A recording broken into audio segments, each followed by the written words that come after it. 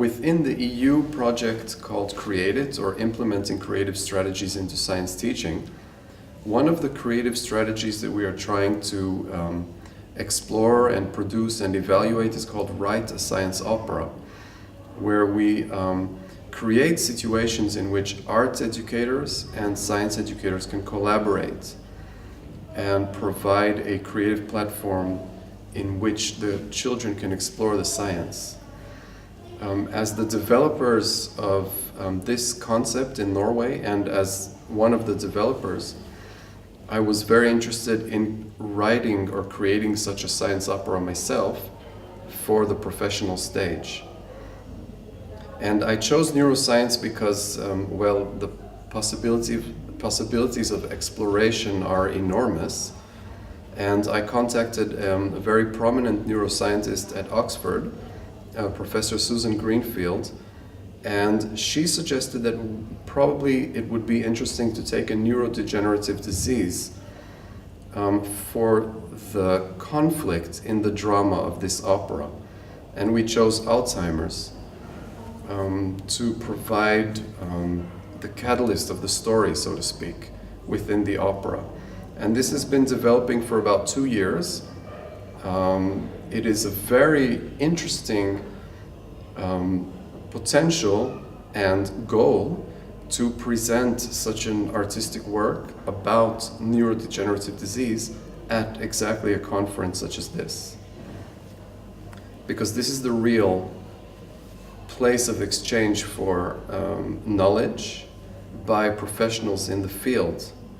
And this is as interesting a place to produce such a work as an opera house or a festival for us. Actually, the actual production of such works in this kind of a setting is even more innovative. This is the first science opera that I'm creating. So far, for the past 10 or 12 years, what I've been doing is performing, excuse me, compositions, short compositions about a wide variety of scientific topics at science conferences about energy, neuroscience, genetics, and more. The reception is very good. A lot of people think that this is an innovative way to communicate and to explore the science. Some people find it strange because it is not very typical way of approaching things, but I like that. I do think that there is a potential for exploring the science through this kind of a medium, because it creates a different kind of thought experiment. It's not necessarily learning more, it's learning in a different way. So it is the great ambition or aim that I would have is to be able to provide some kind of added value of knowledge to the people here, with whom obviously I cannot compete on a scientific level.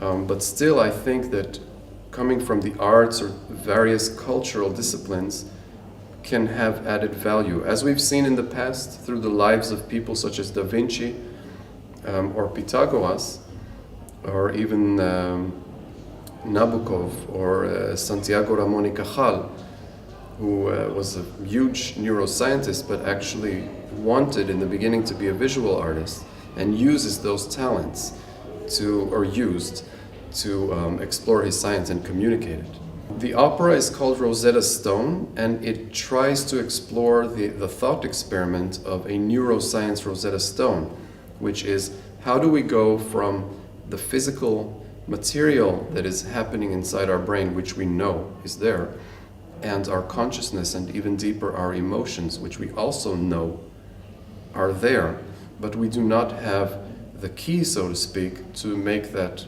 jump, that leap, or that translation. So what is the neuroscience Rosetta Stone? Obviously it exists because we are conscious and our brain is here. So the opera is presenting 9 characters. A girl, Rosetta, who is a music pupil, a music professor by the name of Al, who is in early phases of his disease in the beginning of the opera. 6 brain regions in Al's mind, which provide the capacity to communicate through their relationships, their emotional relationships, what is happening in Al's brain. So, for example, Al is unfortunately suffering from Alzheimer's. We know that it's the hippocampus region of the brain that is the first contractor of the disease.